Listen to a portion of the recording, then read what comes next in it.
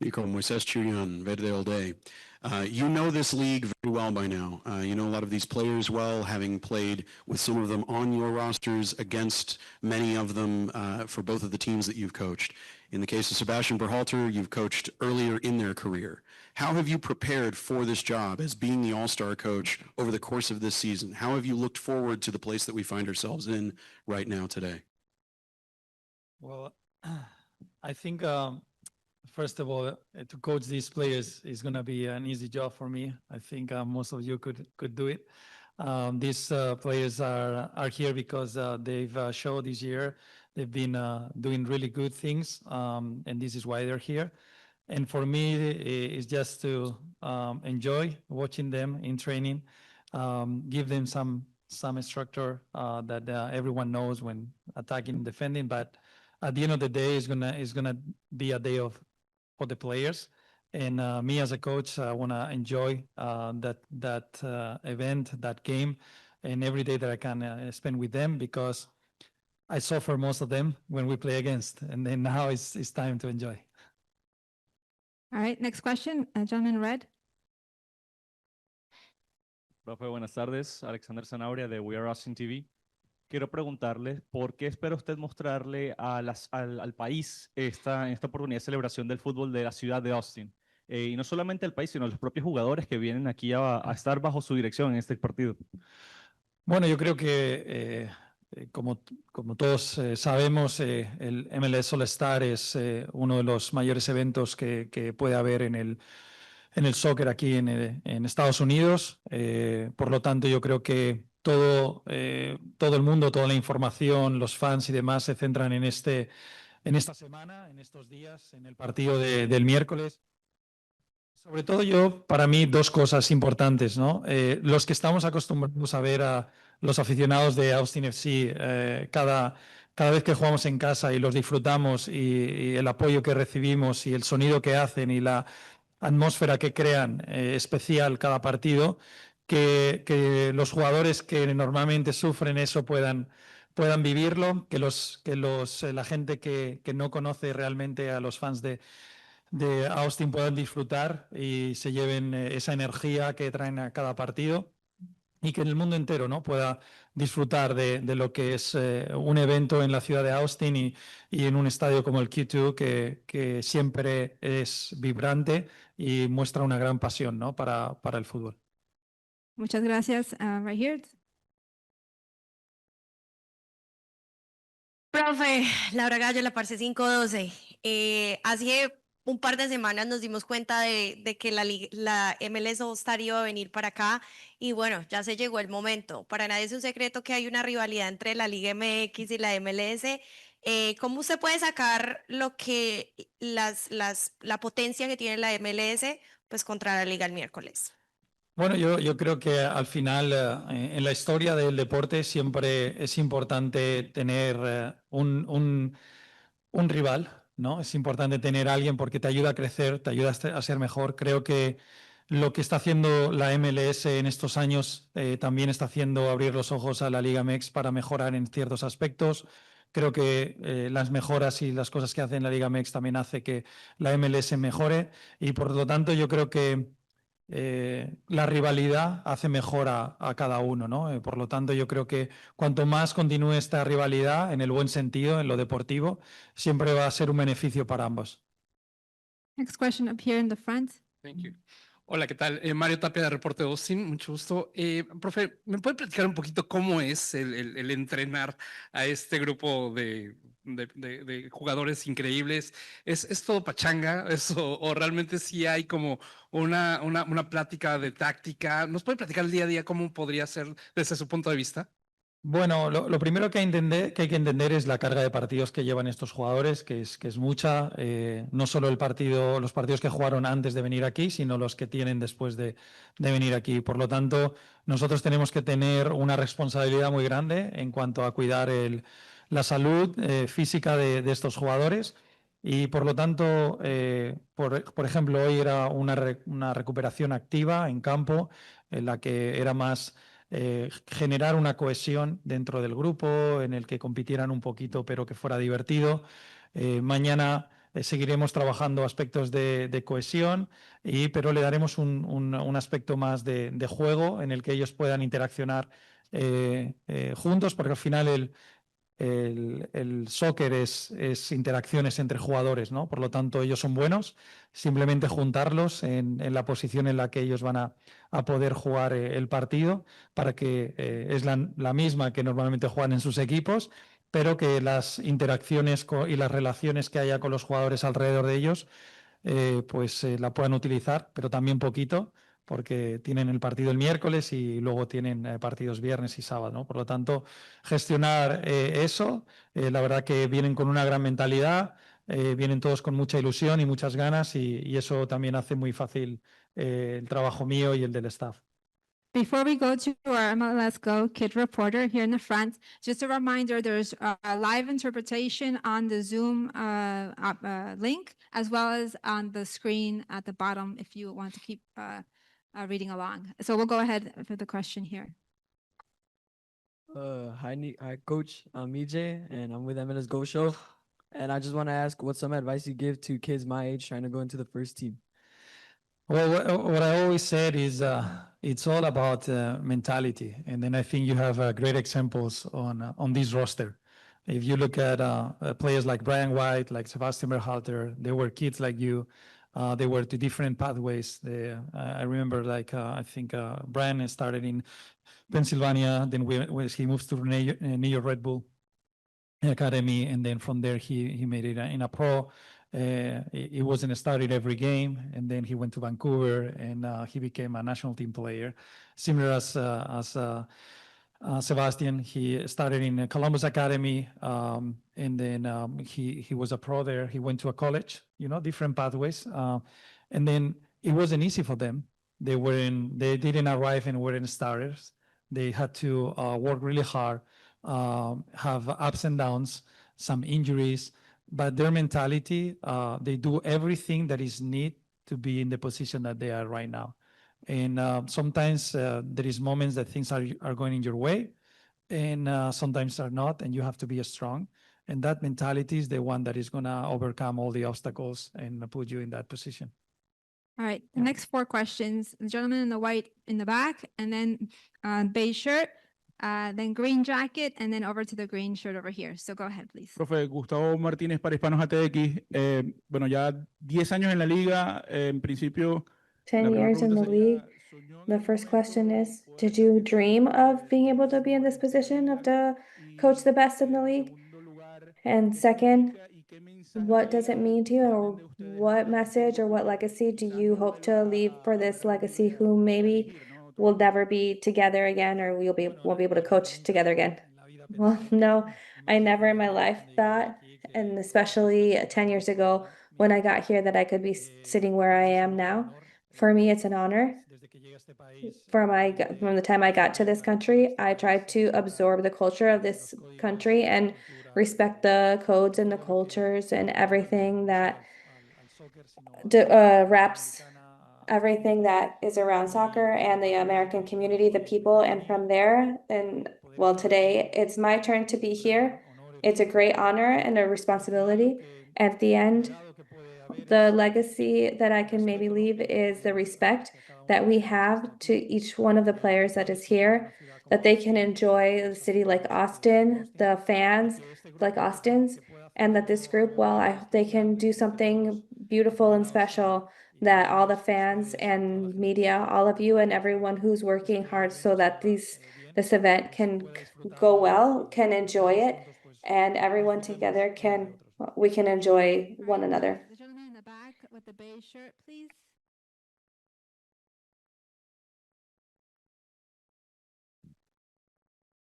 Nico, sorry if you already answered these questions. Not really that well my Espanol right now. So, but curious, you talk about people being able to enjoy Austin. What about you being able to wake up in your own bed with your family around you, in your own home? How gratifying is that for you? And you also got a Brad Stuber who's on your team.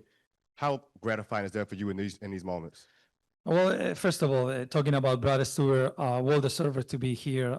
If you analyze his career, another example, right? We were talking about mentality. When I arrived to Columbus, he wasn't a starter player. Then he moved to New York and then came here to Austin. And he has worked himself into the goalkeeper that he is. Not only the goalkeeper that he is, also how he helps the community here in Austin, how everyone loves him, his leadership skills. And I think it's a great example. I'm very proud that he can experience that in this city with the fans that love him.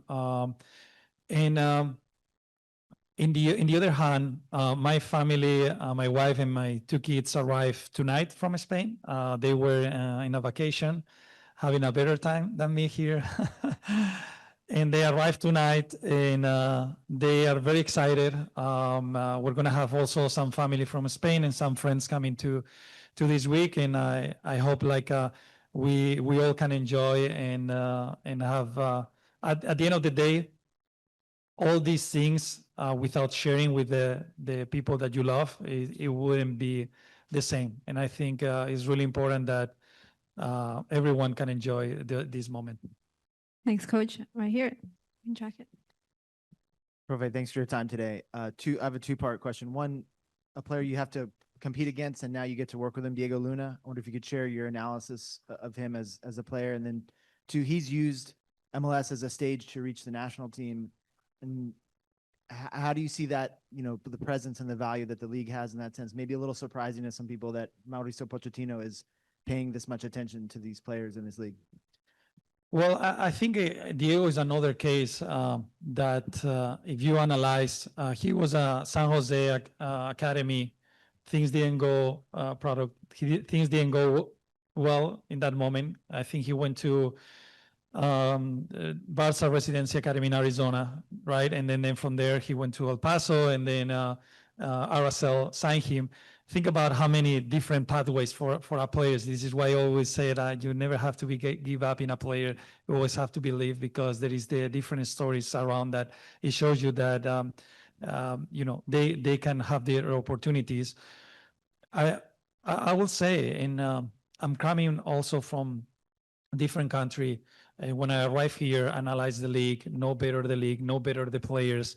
There is a lot of talent here. There is the league is very competitive. You can ask any player that is from other countries have played in big leagues. The league is really competitive. Every single year is getting more competitive. Then any player that has something different, like Diego has done here, and it stands out, it can be part of the national team. And I think it's a great example for any player that plays in this league, that if you do well, if you do the right things, and then you shine here, you can change your career. And I think Diego is a clear example. And to be honest, what I can see, like Mauricio saw in him, is he's a different player than the ones that are usually in the pool. He's a player that has such a creativity and can change a game. And all these players are always like has this value, and also the passion and the heart that he shows in every game. And the pride that he shows, I think, is what you look for a national team player. All right. Here next. Hola, aquí Juan Martín Montes de Fox Sports México. Preguntarte si Leo Messi estará disponible, si ya llegó, y si sí, ¿qué representa? Asking if Leo Messi will be available if he arrived, and what does he represent? Well, Leo is more a question for the league, for his club. I think it's something I simply coach and direct the players that they give me, and I think that's a question more for them, and I hope so, because having the best player in history is something very important for everyone, but I hope so. I'm always very optimistic with everything, and why not? I hope that he can be here. Next three questions, the gentleman in the back with the light blue, and then we will come over to the black shirt afterward, and then back to go ahead. Hey, Nico, just wanted to ask you about being able to have this here in your city. We were talking to Brad earlier. He was mentioning how he's showing the guys, of course, the eating spots here in the city, but also the cryotherapy that's in the facilities. Have you taken this time to maybe recruit a little bit some of the guys and say like, hey, we got this here in Austin, if you're ever thinking about free agency? I'm a recruiter. No, just kidding. No, I think yes, I try to talk individually with every player. I came this morning to see them at breakfast before our first meeting, and say hello to them, know a little bit them better. Also congratulate them to being here, about the season that they're having. And as you can imagine, they are great guys, really good pros, and they're very excited to be here. And for me, it's just make sure that they have a good time here and they can enjoy the experience. Right, go ahead. Profe, Raúl Guzmán, MLS Season Pass. La pregunta es, logísticamente, Logistically, how do you contemplate using the players about time? Can you plan these types of things? Do you know if you're going to change every 30 minutes, if you're going to change the whole group, if there are different ways it's been done in history, if you have an idea of how you're going to do it? Yeah, the idea is always going to come from the care of players in regards to their physical and health. Some of them will have games on Friday, so some will be limited to a maximum of 30 minutes. So those that play on Saturday will have maybe 45-minute maximum limitation. There aren't any cases of players who maybe play Saturday or maybe have some sort of something that's tweaked or maybe something that we have to take into account, so that maybe they will have limited minutes. But more than anything, having the games and all the quantity of quality of games that they're playing, the most important thing is to take care of the players. I just wanted to ask, what do you make of Austin as a soccer city? Well, I think it's a great question, because it's probably a question for people that has been since day one here. I just came here and had the lucky that everyone was done. I was very fortunate with that. But I think from the first day, everyone around, I think the club did a really good job in how they did the things. The ownership and the people that work in the club did an amazing job on how to build that momentum.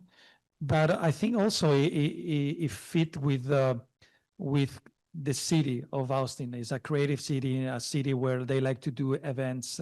They like to enjoy. They like music. And at the end of the day, soccer is about that. It's about creativity. It's about enjoying the moment. It's about creating noise, and noise made music, and then it's like everything came together. And it's we're very fortunate. Like I can speak more highly about how fortunate we are with the fan base that we have. All right, the last two questions, the two gentlemen in the back with the black shirts. ¿Ha tenido la oportunidad de platicar con Brandon Vázquez? ¿Se va a perder el juego? ¿Cuáles sus sentimientos? Have you been able to speak with Brandon Vázquez, who's going to miss the game? And against which team in Mexico would you like to coach before retiring? Well, with Brandon, yes, he was here this morning in the facility. He has a recovery program now.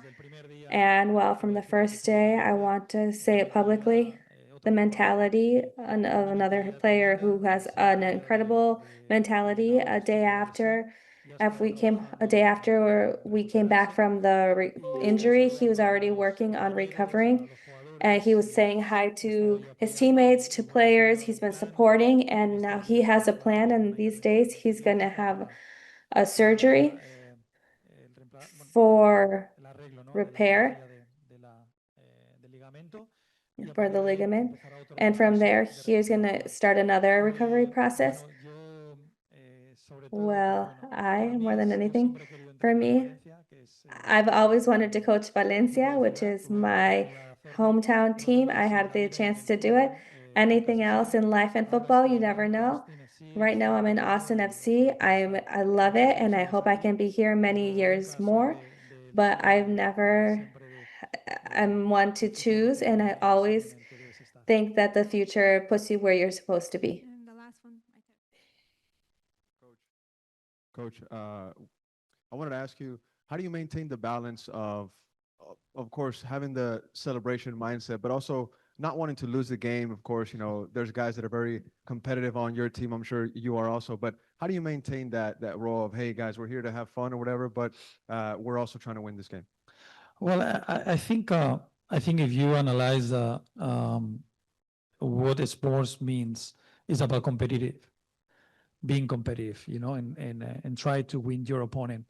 Every player that is here because they're one of the best competitors in the league. Then I'm pretty sure in their mind is already that they want to compete in the game and win the game. I don't think any player when they step into the field thinks about just play. These players are here and are different and they're doing great things in their teams because they're very competitive. And for us as coaches, is something similar. We want to beat any opponent. But their mindset is going to be when the game starts, they're going to have the mentality to win the game. With that, we are going to wrap Coach Estevez portion of the press conference. We thank you very much and wish you the best on Wednesday. We ask the journalists to please remain in your seats. We have a Leagues Cup present media panel coming up, including Chucky Lozano from San Diego and Sergio Canales from Monterrey. So thank you, Coach. And if the media can give us a minute or two as we transition. Thank you, guys. Enjoy the day. Enjoy Austin.